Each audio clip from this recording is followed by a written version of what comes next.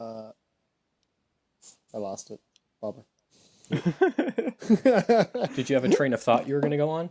Oh, it was derailed coming out of the station. That was rough.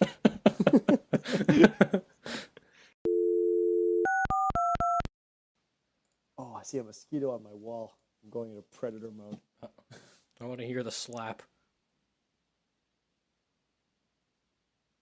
Oh, he's been alerted to my presence.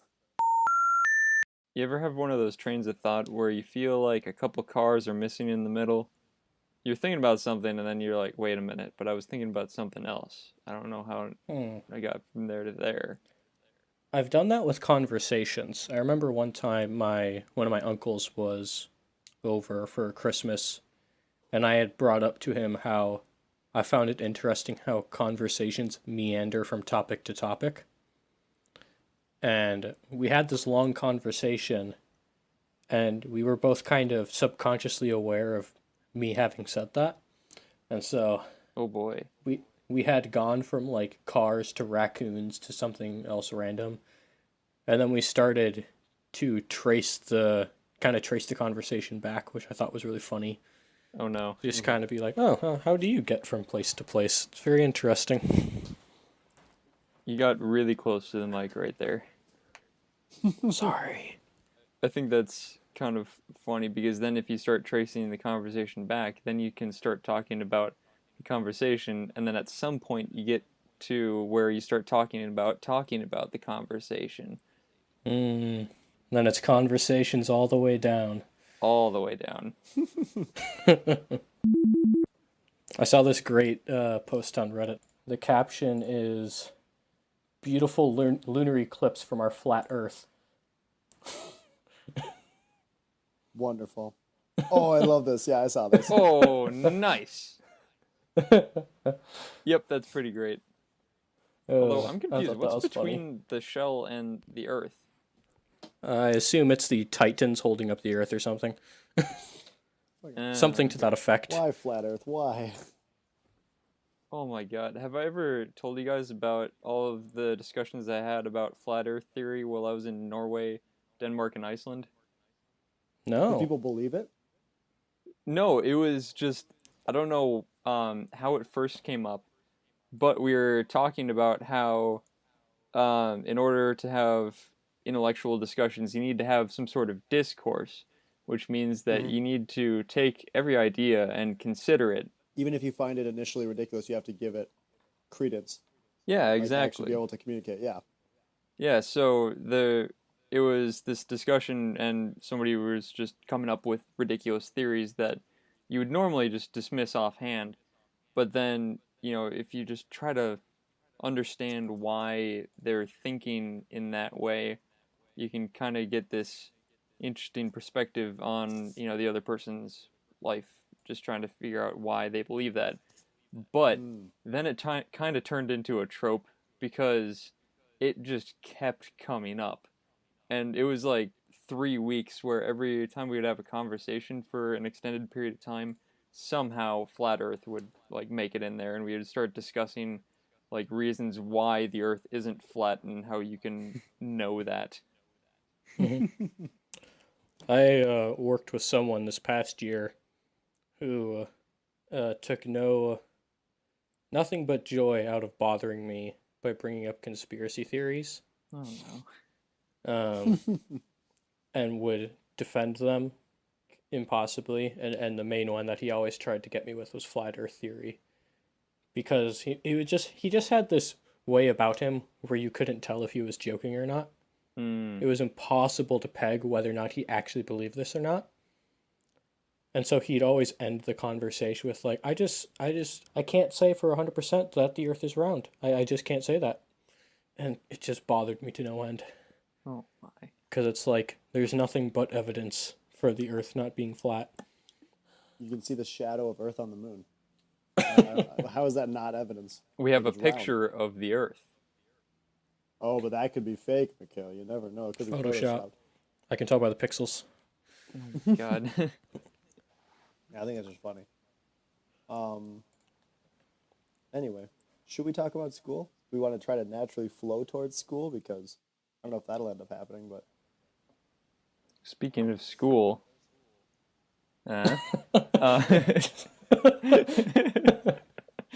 no, actually though. Good. So for school, I found out that there's a class that I'm going to be taking in the fall, and it's called Computational Methods of Physics.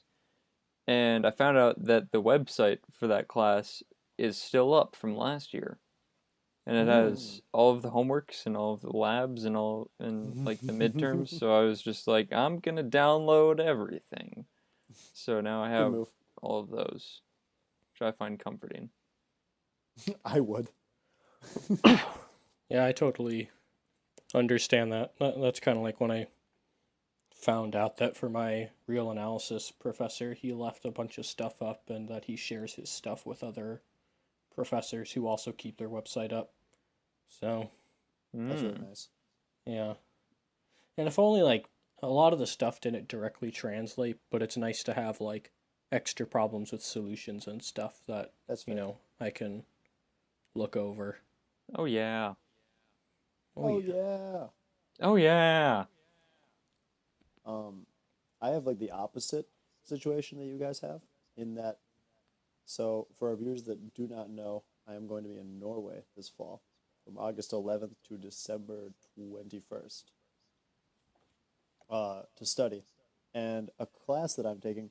The academic website for the university in Norway that I'm going to allows you to see the number of people that got each grade in every class from the last few years. Oh wow. They just like give you a bar graph, and each one has a number over it. Um, and a class that I was looking at taking that didn't sound all that hard. It's just called digital communication, and I'm taking a digital signal processing class right now. So it's just supposed to be the sequel to it, but the syllabus doesn't make it sound that difficult. Hmm. But another kid going on the trip told me I am definitely not taking that class once I looked at how many people got each grade. And I was just surprised, like, well, how bad could it really be? And he said 9 people took the class last spring. Already a good sign. Already a great sign. 9 people took it, and the grade breakdown was B, C, D, E, and 5 Fs. They have an E? Yeah, they have an E that's a 40% to 50%. Oh wow. And does that count as a fail? No, No. Huh. or maybe it's 40 to 60 because they still have A, B, C, D. So I think A, B, C, and D are each, or maybe they're each 15. Can't remember what it is. No, but that wouldn't make sense because there has to be room for E. I have no idea. All I know is it sounds scary, but I'm still gonna take it because, you know, gotta go balls to the wall. It's my life motto. Is it? But you don't Not though. really. I'm gonna make sure to have that in your eulogy. My epithet on my grave. Yeah, exactly. Live life balls to the wall. Choked on a grape. Dead at 104. Yeah. Hey, do you guys want to talk about school? Should we talk about school? Yeah. I wonder if we should talk about the thing that we Sorry were for gonna talk. derailing us before we left the station. Thank you. I appreciate that. We should make that a thing. Train references or derailing thought patterns? Both. Okay, Michaela, you get us started since you are clearly not on board our derailed train. And I'm gonna get some water real quick. 1 second.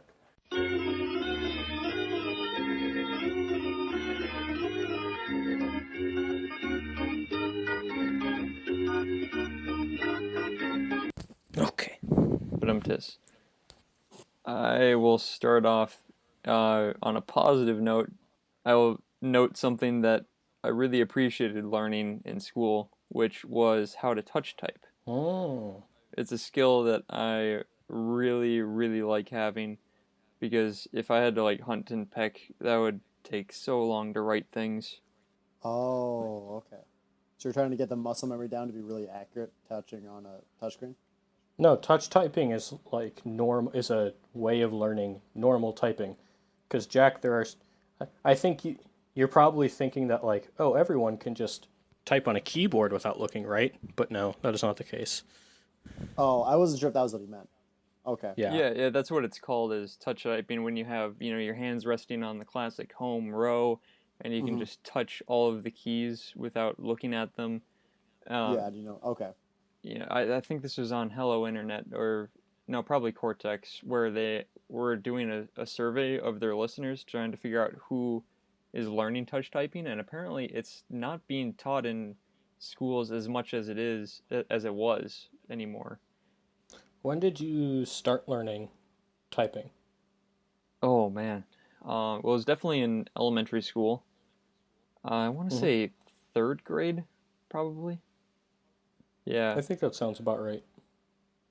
I remember I did not like it when I first started learning. I was just so frustrated because it was like, how am I supposed to know what button to push if I can't look down? Yeah. Did they do the box over your fingers? Oh yeah. Yep. This is like my hands are in this box, can't see what they're doing, and it's just like I'm just feeling around trying to, like hit the little cracks. Yeah. I'm sorry, that just sounded very funny. Yeah, whatever. um, anyway, what I would like to push this towards is I don't think, or I would have appreciated a lot more instruction on computer related things. Oh yeah. Well, can you be more specific? Do you mean like an intro to computer tech class or what? Yeah, I get it's so hard because you can't. Obviously, we learned a little bit about the common programs that Mm-hmm. everybody uses. Like we did a little bit in Word and Excel and PowerPoint and that kind Mm-hmm. of stuff. But uh, I don't know how to explain it. Just maybe like a general, just how to figure out computers. Because I think it would be a lot more helpful, Mm-hmm. like if they taught us how to learn a computer program, not just taught us how to use a computer program. Mm. Well, I guess I'm not sure what you mean by that because if you mean that, then you can either give them one of those cheesy, Microsoft Office 2010 help books, or tell them how to navigate to the help function, or teach them how to Google. I don't know. Well, okay, so here's an example. On a lot of programs, they have a top bar that has a bunch of functions that you can click, and a lot of them are pretty common. You know what I'm talking about, like the file, edit, view, and Mm-hmm, help. There's some more that show up every once in a while. mm-hmm, They generally group functions together in a very common way in most programs. And I guess if somebody just like told me explicitly, like, if you want to do something that's like related to, the thing that you're working on, probably going to go to file, and that'll get you your save or like rename, kind of stuff related to the actual file that you're working on. There's an assumption that I don't know if I agree with, that a lot of the menu navigation is self-explanatory and labeled, but I agree with you that it would be nice if there was a certain level of computer literacy that was required. I think that's something that we kind of just like missed the ball on with us. It's becoming much more common in grades below us. Like it's getting to the point that there are moves towards um, much more exposure to, well, computer programming, which I don't think is necessary for everybody, but some people, at a high school level, and also just general computer literacy because you just can't not have that. But it's also tough to teach that if you have a school that does not have access to a bunch of computers for everybody. If you're mm-hmm. not a school like was there that like everybody gets a tablet or something, which doesn't really teach you how to use a computer per se, but it's a step up from, I don't know what it is now, which I agree is just like they teach you, oh, this is exactly what you need to do this, to like to print it or to do this, and they don't teach you like how you should know that or why. Yeah, I agree with you, Mikhail. yeah. For an example, the printing thing, if I'm sure you've noticed this, that when you hit print, depending on the program, the screen that comes up afterwards can sometimes be incredibly different from a different program. And Mm-hmm. if it's more of like a design tool, then sometimes they have like a bunch of options. And, it can be confusing sometimes to try to figure that out. And I know some people who know how to print only because they've memorized like just which buttons to click in the right order and not necessarily like think about what all of those buttons are meant to be. Um, You don't read it, you just know where it is. yeah, It's a style of thinking, yeah, like that's the method, which I think is pretty interesting. I think that's a huge thing in programs because at least, programs that are popular usually get updated and sometimes they move things around and it's or change the name of some buttons, and I know it can cause some problems for people who learn by just figuring out which buttons to click rather than what the process actually is. Mm. Can we go back to coding? Because I do think that it is a very good idea if the school has access to computers. Obviously, Yeah. I think it's a very good idea to try to teach some coding basics and just like how code is constructed, what can it do, because I think there's probably a good amount of people who just assume that it's magic. I know I did when I was younger. Oh yeah, yeah. I think I'm sure I did too.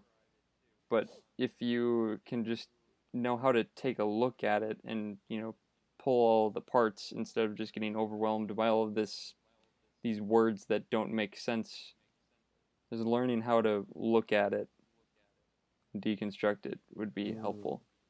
that makes sense. Yeah, and I think that, at least when it comes to things like programming, I think the main thing is keeping it on track of like problem solving. I didn't voice it too much, but I'm still kind of resistant to what you were saying about learning how to use computers in a sense that you were just talking about. I just don't understand how that would work because to me the relevant skill is like reading help documents and or googling stuff, Oh yeah, you know? yeah, Unless you're just going to a library and taking a course on Microsoft Office, which you can do. It's not a bad thing to do that for many people. But the relevant thing that I see, especially when I've interacted with younger students in college or kids or whatever it is who have these questions that they come to me with and I'm just basically Google for them, you know? mm, It's like I have all of this information because I've Googled it when I was younger, you know? uh, yeah, Like these are not questions that you need a person to answer. Like I'm happy to answer them, but you could get a lot of this information very quickly on your own. And that's what I think of with stuff like troubleshooting programs or stuff, not programming, but like regular computer programs. That I think is the relevant skill, and that's why I think we're pretty good at using them. Is because that's how we learned them was by saying, "Oh, what's going wrong? Let me ask the internet what's going on. Let's try and figure it out." You know? yeah. Well, so maybe that's the skill that needs to be taught is how to find help. Oh yeah. When I see my parents who Google something and I have to like cringe with how they phrase their Google searches and how poor the results are, Oh yeah. you're like, no, no, no. Let me explain how this works. You Mm-hmm. know? Hmm. Yeah, that reminds me. I remember having some sort of brief instruction on how to formulate searches. And Hmm. I guess the biggest thing that I took from that is in a lot of search engines, Google especially, there's these syntax things that you can use Yep. to help your search. Like a Yep. common one is if you surround something in quotations, then it'll search for the entire phrase, not just individual Hmm. words. Mm-hmm. Or if you put a minus sign and then a word, then it will Mm-hmm. exclude all of the results that include that word. Yeah. I use that so much. Yeah, so like for example, if you wanted to find information about an event that happened a certain year and say that year was also an election year, if you just type whatever you're looking for and then minus election, then that could probably get you a lot closer to what you're trying to find. and I'm really glad I was taught that. But like I think I remember it was just a video that like the librarian played in when I was like in Mm. elementary school or something like that. At least they played it for you. Yeah, exactly. I'm glad that they did, but Yeah. I feel like it's one of those things, just there's a lot of stuff that people never have explicitly explained to them. Yeah. Um, Actually, not too long ago, I was there when somebody realized that if you pressed tab while you're filling out a form, it moves to the next field. Hmm. Like, so you don't have to click in each box to fill it all out. But then again, if nobody explicitly told you that and you're not, curious enough to figure it out on your own, you could just go for a very long time without learning stuff that seems like it should be general knowledge. Yeah. Well, the issue that I have with some of this stuff, at least as far as basic literacy in the stuff that we use every day, well, nobody teaches you how to use a microwave or a washing machine at school. Mm, Depending on what it is, turn on a sink, whatever. You know, thing, yeah. things that are semi-fundamental in our first world society, but nobody's like teaching you, and that's just because everyone does things a little differently, I guess. It seems like with tabbing over, you're almost you're getting close to hotkeys and stuff and keyboard commands, which are like nice things, but are not, I don't know, necessary for a lot of people. A lot of people will just kind of get more confused by that than anything. Okay. Well, okay, here's another example that I actually learned I think about 2 years ago, and Hmm. somebody mentioned offhand that when you're on the freeway and you come up to an exit, then each exit has a number, and that number lines up with the mile marker of the Hmm. freeway. To me, that was so crazy, and it actually really helped me a lot because now if I knew what exit to take, then I could just watch the mile markers and I would know if it's going to be coming up soon. Yeah, I remember you told me that, and I used that a lot. Well, not, I mean, use it. I think at this point with GPS and stuff, it's more of a point of interest. Hmm. Well, But okay, it's yeah. good. It's good to know, just kind of for your own edification, to have an idea of how long until you go until if you're not staring at Google Maps the entire time or something. But Yeah, yeah, I liked having that knowledge when I drove out here this summer, for example. I appreciate having that knowledge. yeah, and just to go a little bit further, what I Hmm. usually think about is not necessarily the mile marker, but especially in the cities, there's multiple exits per mile. Like now, I realize that the letters that are appended to the end of exit numbers also correspond to a certain order, which is nice Hmm. because if it says take, exit 131B, then I know, if I see A, I should probably get over and get ready to take the next exit because it'll probably Hmm. come up pretty soon. Yeah. I file so much of that information under like nice to know, could look up, didn't really affect my life other than a nice piece of trivia. Okay, but you can put so much of what you learned in school in that category. I understand that, but I don't know. What do you think, Jack? I, Oh gosh. I don't know. I think when it comes to computer, it's hard to find the line to which you want to instruct the people in computers. Like, this kind of ties into Mark's point, is like, is the line of how much computer knowledge the average person needs before or after tabbing to move from field to field? Or is it like learning that you can, like, everybody should know that Control Alt Delete opens their task manager. Like, I think that's vital to using a Oh, computer. I think yes, that one absolutely. is one that I think like everybody should know. But beyond things like that, and maybe like, I don't know. I don't really know any other examples. But maybe Alt Tab. That was one that I wish I had known. But it's not actually necessary. You can always just like click from tab to tab. So I see the point that it's kind of tough to know what is vital. Like who's going to decide what is vital to be learned and what is unnecessary. Okay, well, okay, so yeah. clearly the literal little nuggets of information that you would teach is going to change depending on what's happening in the computer industry, obviously. But That's I fair. think it's more important to instill this notion in people that there are these little tricks that can make their lives, so much better because they're taking, this little task that they have to do a bunch of times and making it just really easy.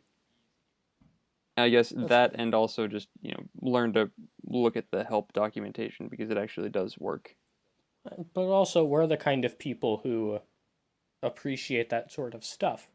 And I guess that's kind of how I think about it is like, yeah, I could teach people a lot of things about how to make their computer more efficient or faster, or just their general work process better. But that doesn't mean they'll do it or appreciate it or, uh, I don't know. Because I feel like a lot of stuff with computers, it's almost like you have to discover certain things on your own to appreciate them and use them well. If you're someone who uses a computer enough to actually like be able to do certain things and benefit from it, then more likely than not, you might be thinking to yourself at some point, why do I have to right click and highlight and all this stuff every time I want to copy something over? Is there a faster way to do this? And you look and you say, is there a faster way to copy text and control C? Oh, that is faster. Cool. I think you're putting a lot more faith into people's curiosity than you should. I'm sure I am.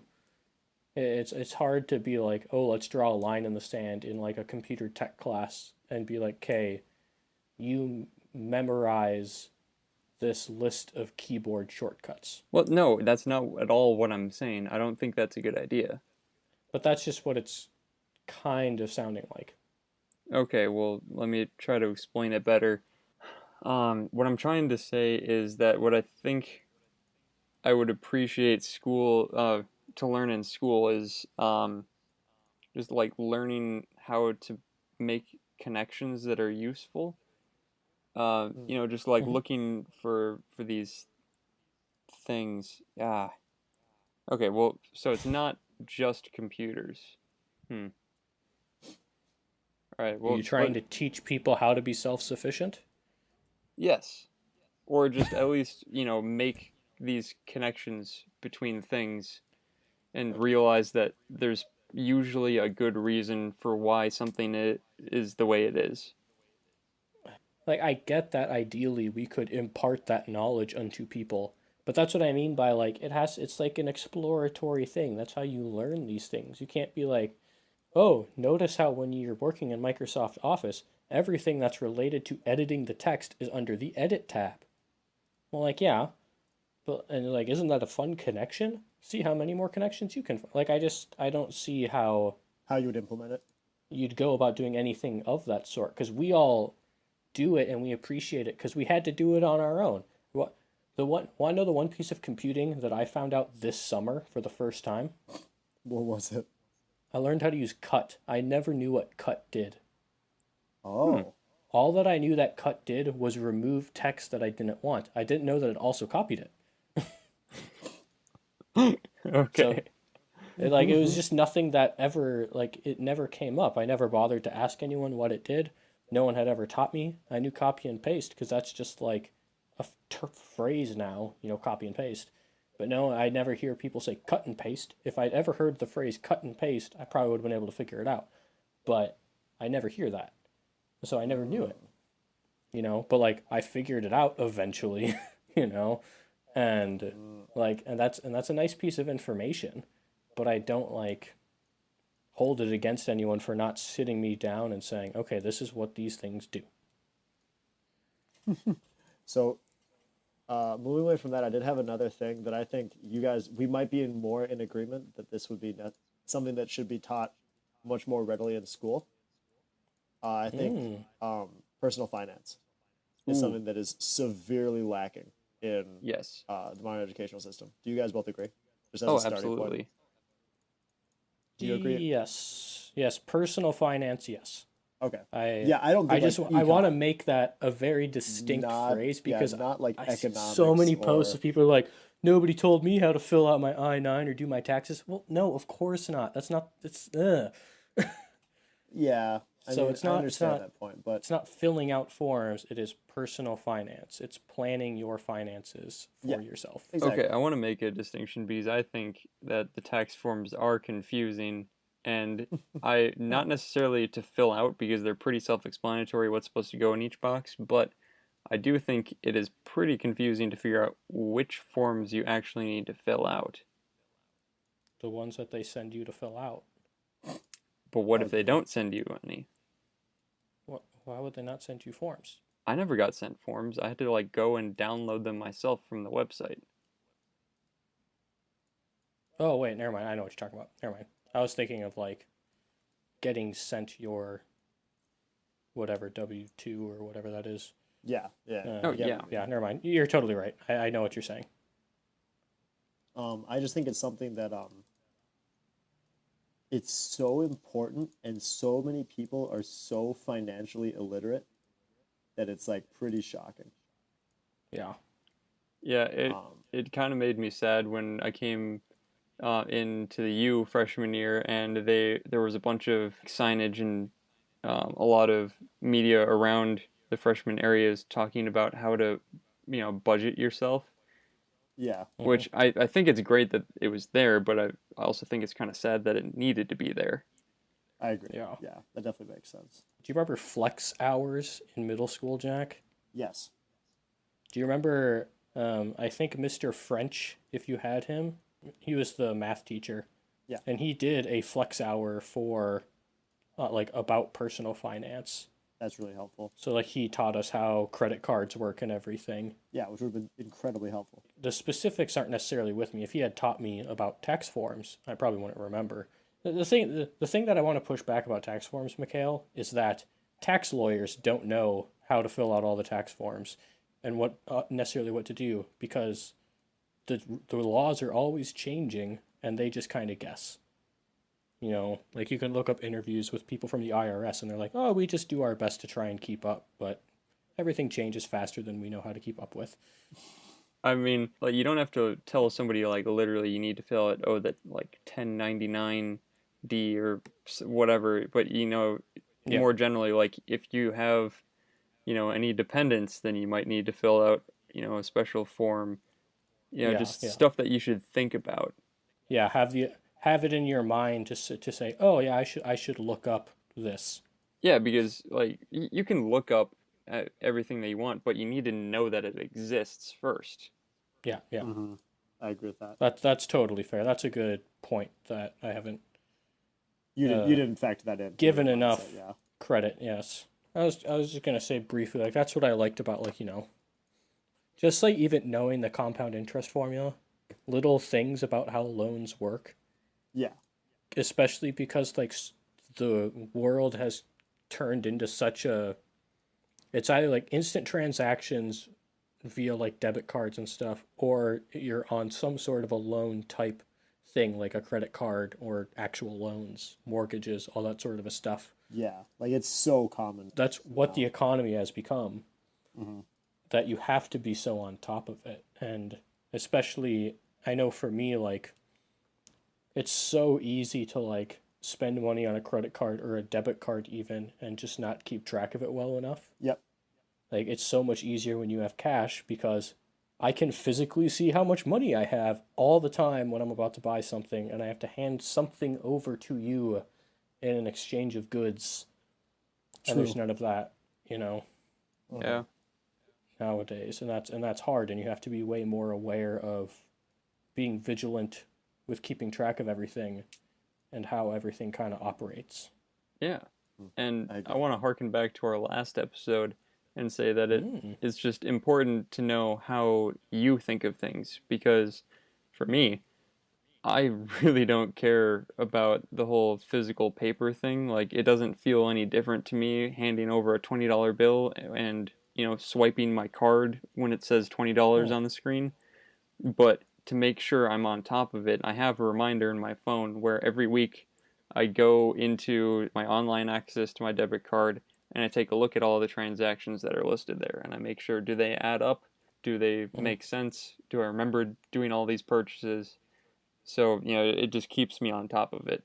And that's what I Yeah, like to do. It might not be what you want to do, but, you just have to keep on top of it some way. definitely. It's such a hard thing to teach because it's so personal. That's fair. Yeah. Like you get kids in so many different situations with so much different awareness. Kids who will make it horrible for everyone else because they don't feel like they need to know it due to whatever their situation is. Kids who have to deal with it all the freaking time, you know. Who like are already involved in their family's finances enough that Yeah, and due to whatever situation, they're already in dire financial straits, and they're like, "Oh, you shouldn't be doing this," and it's like, "Well, we don't have a choice because that's how it is," and that's a hard yeah, thing I think about teaching it is trying to teach it in a way that is useful, to everybody there. yeah, to everyone there and keeping them engaged because as much as kids, people in college or people out of high school, you'll see posts all the time on Facebook, "Oh, I never learned this." Well, like, okay, but if you had been learning that, would you have been paying attention? Yeah, Like, would you have realized at the time, I need to freaking be paying attention and writing this stuff down because this is important? Or is it only because now you're dealing now, with it and yeah, it's now incredibly it matters. frustrating that you care about it? So that's the other hard thing. Not to say you shouldn't do it because of that. That's not a good reason to not teach it, but it's something to keep in mind. Yeah, I agree with that. I think that's a very good point to bring up. So something that I really appreciated every time it happened in school was when teachers would make connections across subjects. Yes, so Oh agree. yeah. And the biggest example that I can think of is in any subject besides history when teachers inserted some history. Yes, Mm-hmm. I agree so much. Yeah, because I really enjoyed taking music history in high school as an elective class, but Mm-hmm. I had already learned a lot of history, well, mostly U.S. history and a little bit of world history at that point, and it was very interesting because we went through the history of music, but we would also take a look at what the world, what was going on in the world, Yeah, Exactly. and it was I still remember I was amazed to find out that Beethoven was alive during the American Revolution, you know, Yep. when this oh, that's country pretty came into impressive. Yeah, being. Well. Yeah, and that like inspired some of his symphonies. Mm-hmm. And it was really interesting because things started to make a lot of sense now that I knew like when these things were developing, and it kind of made sense why it was all happening. Yeah. I mean, I'm a big fan of math history. I think that it's super interesting. yeah, Um, like I know that that always makes the subject much richer for me, partially because it's just fun and interesting, and there's so many interesting people who did math. To math in particular, it brings a lot of humanity to a subject that is not always viewed in that light. Oh yeah. You think of the people as complete geniuses who never, who just had it. And you're like, well, I mean, sometimes kind of, but other times they were just they cared and they tried and so hmm that's why I've always appreciated it. I guess a question for you guys is like, how much of that kind of extra stuff should be brought in? Like, should that be an expected thing, or is it more like just a sign of a good and engaging teacher, where it's just kind of like little nuggets of information that are just for some kids who do enjoy that sort of stuff? It's a good Like, question. what do you think? I don't know. I think it obviously creates this richness. Like when you find out that Lavoisier, who was like the father of gas mechanics and how we understand uh, gases, Mm-hmm. was beheaded in the French Revolution. He was guillotined. Yep. Like when you hear things like that, Oh it wow. just it does, yeah, it does really put things into perspective. of like what was happening in the world. And there are so many things. One other thing that you guys didn't really point out specifically that I assume you guys also agree with is while in some classes you will tie in like a connection between that field, like whether it's like chemistry or math or I don't know, English, who knows, music, with history, history classes do not often tie in what was happening scientifically at the time when it can be very important. Sometimes they do. It depends on the class, but sometimes it can be really, really interesting and relatable to figure out like, oh, this was like what their lifestyle was like because this is what technology was like at the time, and like what technological advances were happening. Yeah, because what I remember from Euro, it's a lot. It was a lot of either high class culture or pop culture, Mm-hmm. but that was focused almost exclusively on art. You know, That's true. art and a little bit of literature, depending. There wasn't too much talk about the details of not necessarily. I think more focused on science. I think there's definitely talk about technology because that's That's vital. Yeah. inescapable, but only in the stuff that like is like duh stuff. So like the cotton gin, the printing press, The car. the steam engine, the car, you know, stuff like that. Ships, you know, like the kind of the more typical stuff where you're like, okay, yeah, sure. But much less talk about, you know, advances in science and how that tended to affect society a bit more.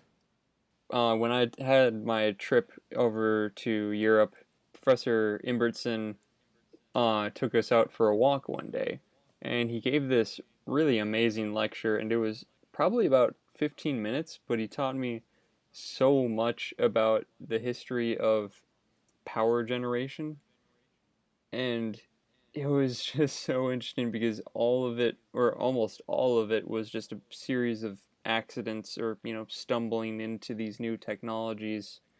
He was talking about how for the longest time it was, your power was fire. You burnt wood mostly. Mm-hmm. But then the UK ran out of most of their wood, so they, were looking for something else that can burn. And they realized, oh, we have some coal. We can burn that. So they started burning coal. And then they realized, the the water keeps going into the coal mines. We need to get this out of here. So then somebody happened upon the steam pump. So then they're like, hey, this is great. We have a bunch of coal. We can use that coal to power the steam pump to get the water out of the mine so we can get more coal. Uh, and that obviously led to the development of the steam engine. And then Mm-hmm. a bunch of, stuff like that where it was just, happy accidents or, well, I don't know if you'd call it exactly happy, but just a bunch of accidents that kept happening that led to the development of these new technologies. Yeah. Like it was a lot more about the circumstances around the person that invented it rather than the person itself or themselves. Yeah, they're not like pulling this invention out of the ether just for funsies. No, not at all. One thing that I think is really important that you kind of see sometimes if you look, you kind of have to look for it. It's not something that gets covered a lot in school, but perspectives on history from other sciences. So, like an example that I would give is you can make a psychological argument for why colonialism happened by the Europeans, and part of it is drug related because of the discovery of coffee in the New World. And it actually, you can actually make an argument that's pretty reasonable that a huge aspect of that was people getting addicted to sugar and coffee and other products like that that only really came from the New World. So if you wanted to get that kind of product, you had to have colonies there and have some sort of trade back and forth, which meant establishing a foothold on the New World. And so it's things like that that you would never really hear in a history class. You might hear that, like, oh, they were just like make an offhanded comment about like, oh, like trade influenced it, but you don't hear the argument of, oh, like based on what we know now about like how this affects the human brain that they were not aware of. Like, of course, they were like obsessed with trading this. It wasn't just for the money. It was like they're all getting like addicted to this new product that didn't exist before. Yeah. At least for me, it wasn't obvious until I started watching Crash Course that trade was actually just a huge driver for a lot of world events. Yeah, it's always conveyed how much politics drove activities as far as colonization and stuff, but they never talk about the economic aspects. Like they do a little bit, like, oh, it made monetary sense, and then they just move on and talk more about culture and like what leaders were doing and what leaders wanted. But at the end of the day, like a huge part of it was money, and money led to a lot of the decisions because even almost more so then than now, which is hard to say, like money controlled how all governments were run and how like the industries controlled that very heavily. Yeah. Yeah, I guess you are. You said money is controlling it, and I guess that's technically true, but I think it's more useful to think of it in terms of trading because, a lot of world events happen because a group has something and another group wants that thing, and you need to figure out how to transfer it. I mean, obviously, the money has something to do with that because it's the go-between to make trade easier. But like the only reason that we have money is because we want to buy things with that. That makes sense. Yeah, I agree. New topic because I got one that's related. Relate like another thing that we should be taught in school, or Yeah, okay, yeah, go for it. I would have loved to have some more explicit talk about, what are the options that you have post high school. Agree completely. Yeah, for me it didn't seem like I had much choice other than college or the military. But Yep. I'm discovering over the past couple of years that there are a lot of other options. Mm-hmm. And I'm glad I'm in college. I like learning, but it would have been nice to know that these other things exist. Yeah, it's not nice to know afterward that you almost had the decision made for you. Yeah. Yeah, you really didn't, especially at a school like Wyzetta that just pushes those numbers. Mhm. Like it's almost like even though it's a public school, they're effectively running a business because if they make a school that tests well and looks good news wise, people move to that area to go to that school and bring their money with them if they can afford to do that.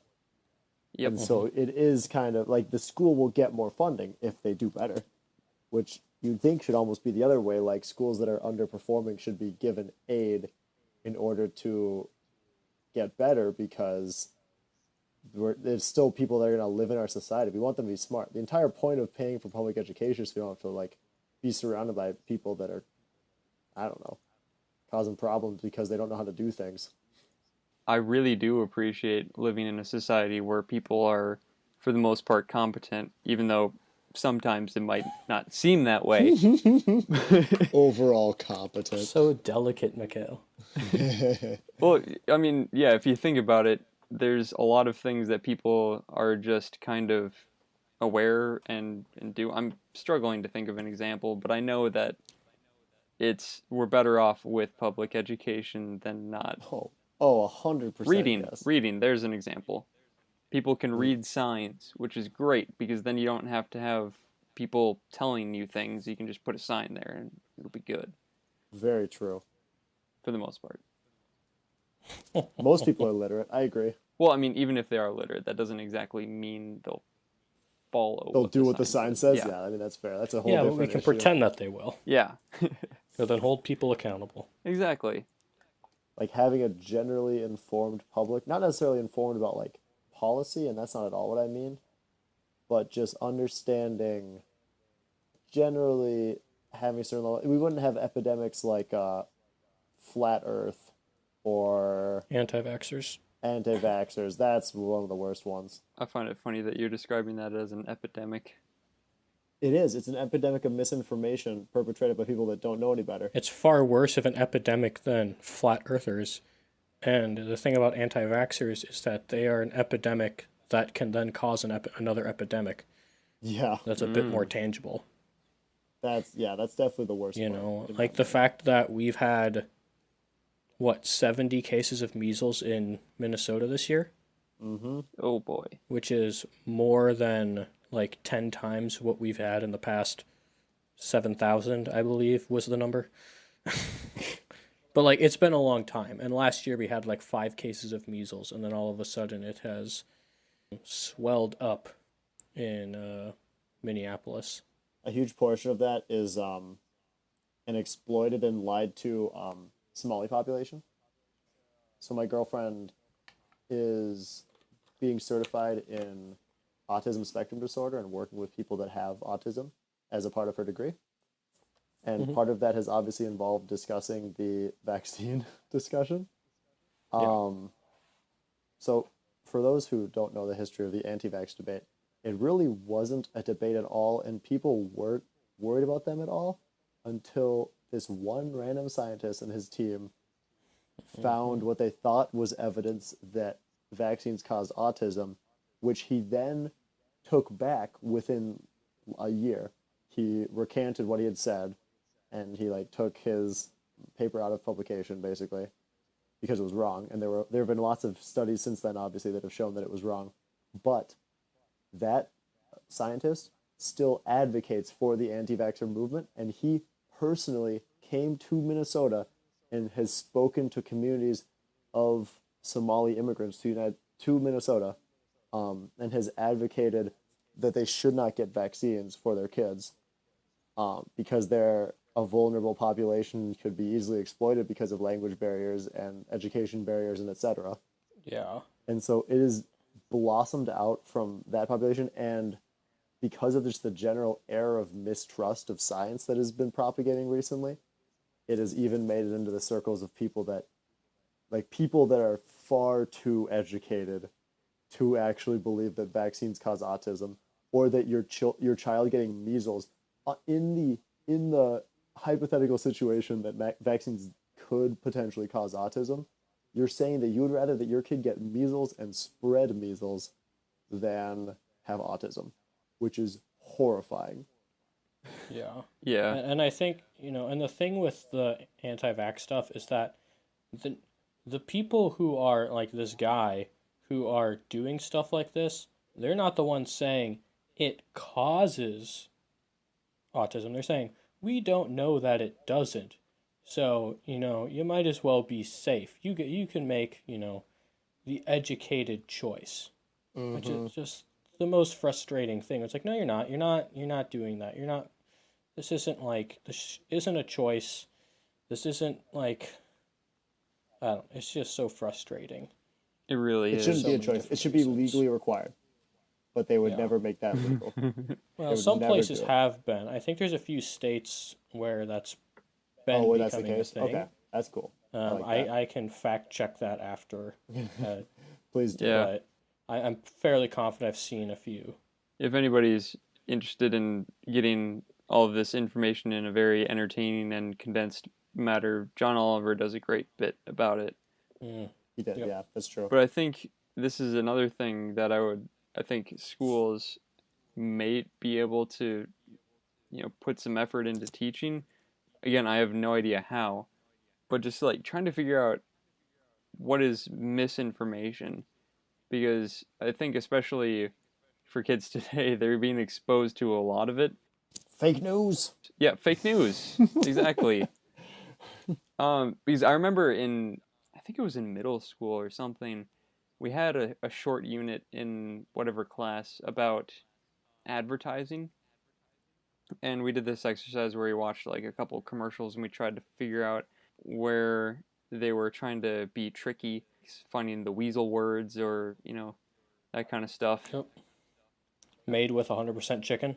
How they're misleading it. Yeah, we're 100% chicken as a company. Yeah, or you can get up to 80% off. Mm. Oh, where that Yeah. doesn't that could mean 20% off. Oh, that could mean zero. That's true. Yeah, I appreciate whatever teacher or class did that for me, but I think they could have gone a lot farther. Yeah, I think what's hard about a lot of that stuff and this is just a weird societal thing, is like, is where people are getting this kind of distrust from. You know, is there distrust in science and science educators, extending to just a general distrust of certain authority figures in general? You know, it's hard because it seems to be like a problem that the further you look into it, the deeper it goes as far as where the issue actually stands. You know, is the issue that certain people didn't get educated about misinformation, or is it just because they've been taught to distrust certain people regardless? Like, is there just an implicit bias because of the way people are raised, type of thing? Yeah, like, you know, it's science popularizers and educators have been somewhat rightfully, potentially, you know, accused of being very elitist and like, look, you don't need to understand this, just trust us because we're smarter than you, sort of a thing. Exactly. And that's obviously a very not fun thing for many people, you know, and like we don't get that because we've done science classes, we're being educated about this stuff and we're interested in it. We have an appreciation for kind of how the scientific process works, but that doesn't mean that everyone does, and you can't just be like, look, no, this stuff is peer reviewed and blah and stuff. Like, people aren't going to care because it's peer reviewed by the same internal structure that they are not trusting. Yeah, like how you can't convince somebody that a fact is true if they don't trust where you get your facts. There isn't a common ground on what the truth is or what constitutes Exactly. truth, which is very difficult to overcome. Yeah. Isn't it the thing in math where you can't actually prove something, you can just disprove it? You cannot prove that math is consistent with itself. Yeah. It's called the incompleteness theorem, in case anyone is wondering. I was. And if you read about it, you'll be very confused and probably go on a little bit of self searching because then you're like, well, what What is is truth? truth? Yeah. I don't know, man. Yeah. I don't know, man. Because that's a weird theorem where it was almost like using math and formal logic to kind of prove something about itself, you Oh, know? Because that's the thing, is like someone proved that. It was Kurt Gödel, I think is how you pronounce his name. Numberphile did a great video about it. Uh, yeah. The thing about it is that he used certain facts about math to kind of do this proof based in formal logic, but you have to kind of have a deep understanding of why formal logic, as we understand it, does have the strength to do a proof like this and mean something compared to math as an axiomatic sort of a thing. It's very interesting stuff. And obviously, I don't understand most of it, but it is super cool to read as much into as you can. So, yeah, there is no truth. The cake is a lie. That's oh what we're trying to say. Yeah. I think I don't think there are many people. Obviously, this might not be entirely true, but I don't think there are many people that got the education that we did that have as much issue believing fake news. Still some problems, but not as much of an issue because they were taught how to do research and what constitutes credibility. But that still just loops back into what is credible, like Mm-hmm. who can be considered an expert. But it's the idea of creating an intrinsic understanding of why, like, an accumulation of statistics carries far more weight than anecdotes, because people think that anecdotes and data are the same, and they're not on a level playing field because one is obviously like representative of a much larger number, and when people just hear big numbers, the whole personal aspect of the numbers goes away. Like, you can't, like, when you hear, oh, I don't even know, like when you try to convince people that the problem with guns is, like, while mass shootings are horrifying, it distracts from the fact that the number of handgun murders that happen every year in the United States vastly dwarfs the number of killings and mass shootings. Addressing the problem from the perspective of we need to stop mass shootings is really disingenuous, because if the solution that you come up with only helps mass shootings, you actually just barely like pull the drop out of the bucket. Yeah. Because people think that these anecdotes about individual shootings that, granted, are horrifying, but you can't compare that to the overall problem and say, oh, I know what the real problem is. Like, it's just not really feasible. Yeah. Yeah, but unfortunately, humans are a lot more inclined to like be affected by anecdotes. For example, you can tell somebody whatever percentage of people are going to develop skin cancer, but they're probably not going to take as much stock in that as if they know somebody who has developed skin cancer. Oh, agree completely, yeah. Or the converse, as a joke with Jack, someone who has not yet developed skin cancer and therefore won't. What? Jack knows. Oh, Jack God. knows. So I'm going to give you the Spark Notes version, Mikhail, because it's just too funny not to share. When we were on the Orlando marching band trip, someone refused to put on sunscreen because they claimed that, well, they were not going to get skin cancer because they were fine. And also, the chemicals in sunscreen are far worse for you than anything the sun could do for you.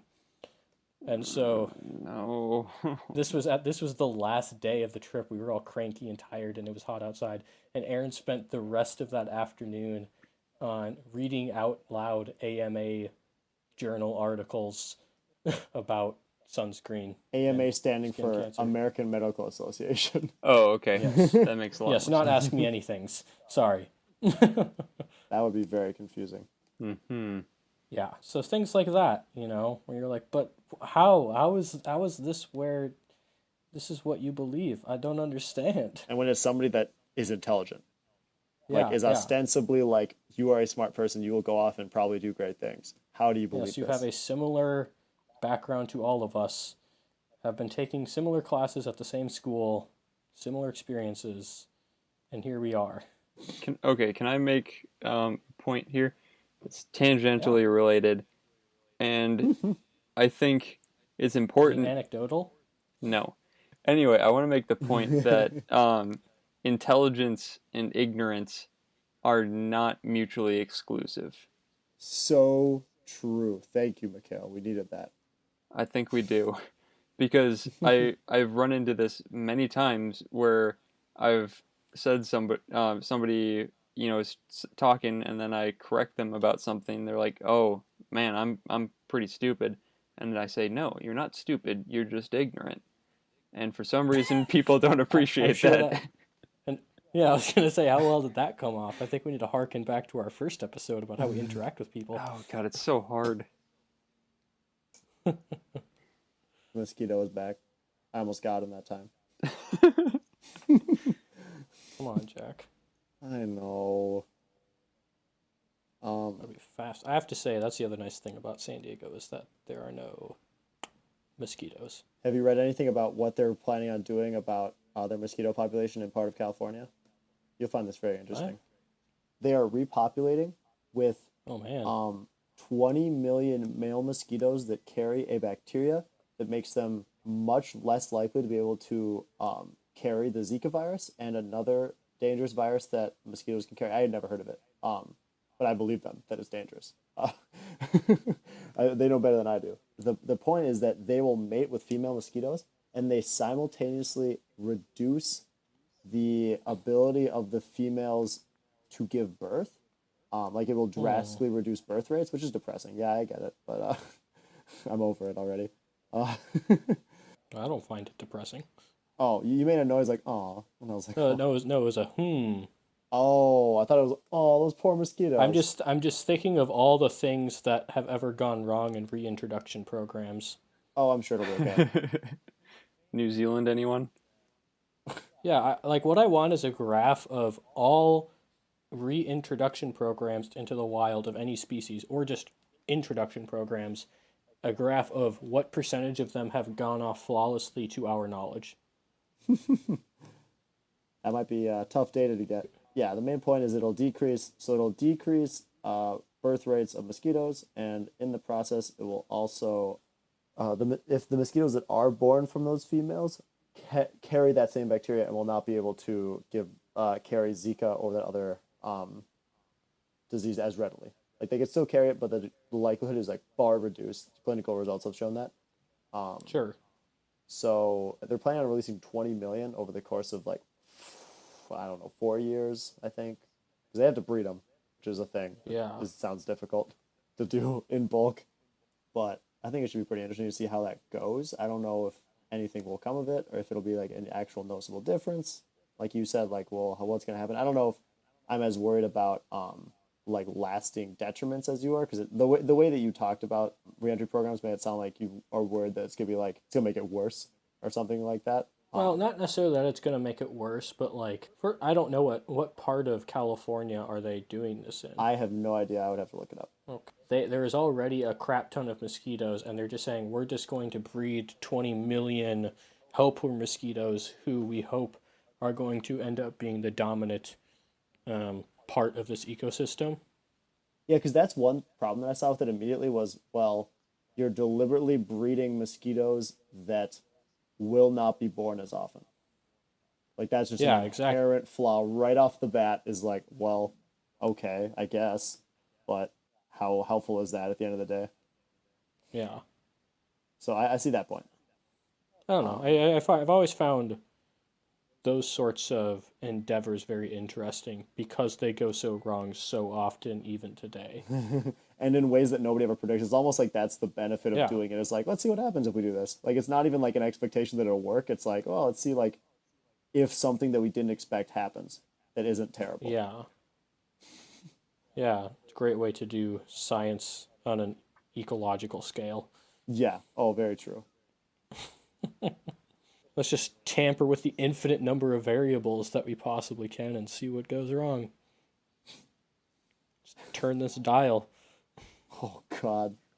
That reminds me of Ugh. an XKCD comic where it was two columns, and it was the first column was a normal person, the second column was a scientist, and then there's a button in front of them, Yes. and they both push the button, and they both get shocked, and then the normal person says, I don't think I'm going to do that again.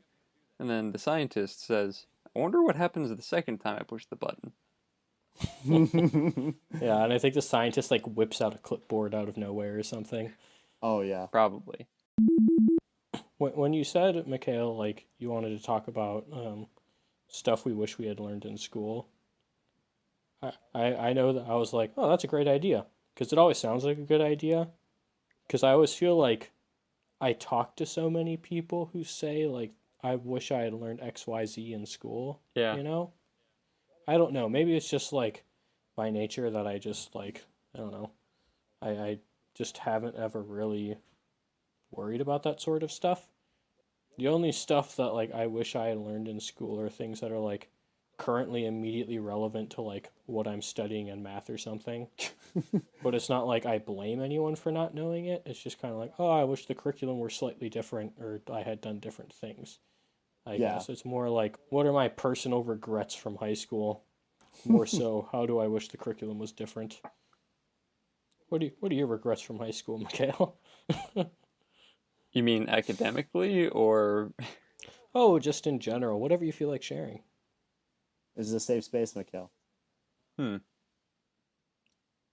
regrets from high school? Well, I spent the first 2 years in a friend group that didn't turn out all that well. Looking back on it, I'm realizing that they weren't the most supportive people, and also just wasn't. None of them were really in the same place, I guess, mentally that I Yeah. was, or interested in Mikhail, the same things. Mikhail, I What? think you're forgetting something.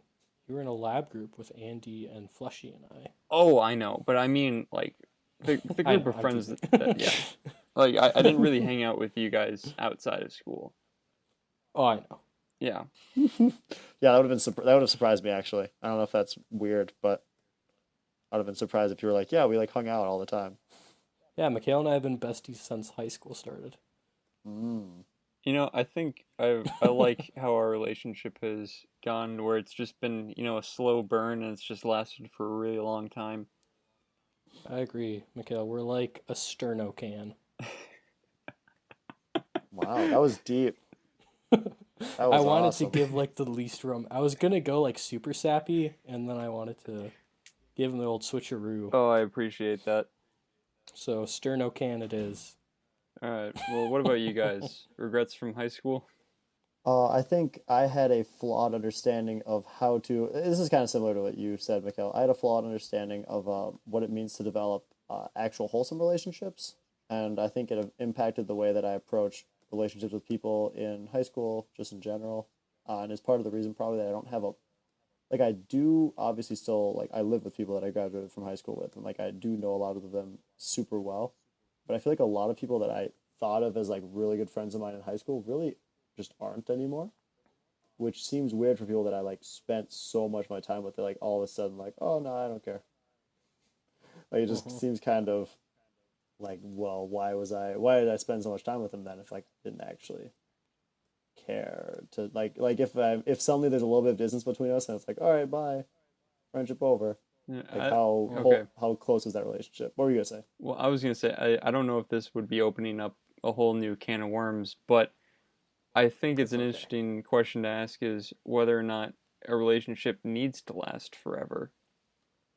Like, do you think it's okay that you are friends with a person and then sometime later you just aren't? I think in the way that you've laid it out, I'd say, well, yeah, because I know that I've had friends like that. I could name a few where like since high school or something that's just kind of been what's happened. Mm-hmm. You know, Mm-hmm. it's like, oh, like we could probably go and like hang out now and be fine. Like it'd be fun, but you're not But going to do that. Like you yeah, aren't yeah, going to text exactly. them and You do that. just like Yeah. it's just I kind of think of it as like, when I texted some people right before I left for San Diego, I was like, oh, you guys want to get dinner or go see, when we end up going to the baseball game, Yeah. it was kind of that list of like, oh, like who are these people that like I know are back and I'd like to see Mm-hmm. and I'm willing to text to see if they'll go do something, True. versus the people that are like, oh, they're probably back, but like it's fine. Yeah. Like we're still cool. Nothing bad happened, but it just kind of Yeah, like you're not close enough to them to like justify, oh, I'm gonna go out of my way to see you when I have limited time and like yeah. actually go out of my way to text you and etc. Yeah, and I think it's different when it's almost like in so many ways since college that's been a very mutual thing. Mm-hmm. And I don't know if this is just like, certain relationships will just have this where it's just an unspoken like you just kind it just kind of happens. You just drift, yeah. It's And just you don't over. worry about it. There's no hard feelings. Yeah. But it's worse when it's like a weird one-sided cutoff, Yeah, you know. I think the one-sided cutoff is unfortunate, but well, I think if you just think about it, well, like why are you friends with the people that you're friends with? Mm-hmm. Probably because you share similar interests. But what if you get to a point in your life where you no longer share certain interests or any interests? Then, like, Yeah. why would you still be friends with them? That's one thing that yeah, you have to decide like how like do these people agree with my values and does that in the capacity that I'm friends with them, does that matter? Because there are cases where that doesn't matter. Like if you don't actually know them, like if it's somebody that like you're friends with at work or something, that's like a situation. I think that's part of why high school relationships are the way they are and how they're so it's so much easier for them to be temporary was because we just knew those people because we saw them all the time. Like of course we knew Hmm. them. Yeah, But exactly. like once you don't have to know them anymore, you're like, oh bye. Like I don't care. I'm out of here. Yeah, it doesn't have to be a sad thing. Like, you can be happy that you were friends with this person, and then just you don't have to mourn the the end of the friendship. You can just be happy that it happened. I feel like that's true. I feel like that's not exactly what Jack meant, I guess. No, in my specific case, I would say no, but I agree with everything Mikhail just said. Oh, Yeah, Like okay. yeah, exactly. yeah, Just that specific, like, I think we all agree that, yeah, no, you can always be happy that you got something out of a relationship with someone and, like, and that's a cool thing. But there are definitely situations where, like, it's not quite as cool, not as easy to look back and kind of take the good that came with it. If that makes sense. Explain. I'm not saying like in the typical drift off case. I think generally I think It's mutual, it's and it's easier. like Yeah. it's fine. Everything's fine. But in other cases where it's like it's not mutual, say like Jack and I are both still interested in doing this podcast in 5 years, and Mikhail's having none of it. He's sick of editing everything. So he just stops responding to our Slack indefinitely. And he never really says like, "Oh, I'm just not interested." He with his infinite social abilities just assumes that we're all on the same page and stops responding. And then we're like, "Oh, now we're sad. We're sad that Mikhail's gone. We wish he wasn't gone." Rip Mikhail. That's my poor contrived example of like when it's not like entirely mutual, it's a little bit one-sided. Yeah. Like, somebody just disappears off the face of the earth, and you're like, oh, I guess our friendship wasn't that tight, but you thought it was like really important. Yeah, I felt like this was important to me, and I got a lot out of it, and it feels like you did not. It was easy for you to cut me off. I guess if I were to conclude anything, I guess my point there in talking about like people that I left, I think I personally, when you were like enunciating the difference between partying on good terms and partying on bad terms, I think I, more than a lot of people, had a lot of partings that were on bad terms, and that was most of what I was pointing out. Was like in my particular case, I thought that was more the case than the alternative, where it was like, oh, everything's fine. It's like, maybe. Oh, okay. Yeah, Like, yeah. that was just interesting. my main point there. Do you mean do you count being indifferent partying on bad terms? No, Okay. I think that's exactly what Mark was describing as like both, like it's a mutual just like fade away from friendship that doesn't really matter Oh, because you okay. both equally are like it doesn't really matter if we're still friends. Like if I bump into that person, like, oh, I'll catch up with them, like, okay, but it's not this matter of, oh, like this person's like abandoning my friendship, like they just dropped off the face of the earth, and now we like went from communicating to gradually like not communicating anymore type of thing. Yeah. Because that's obviously a very different case.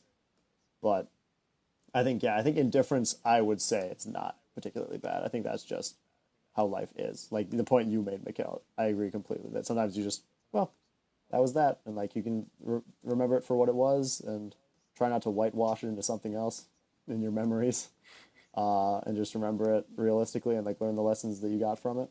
I don't know. Yeah. Is that end of conversation? No response. I understand.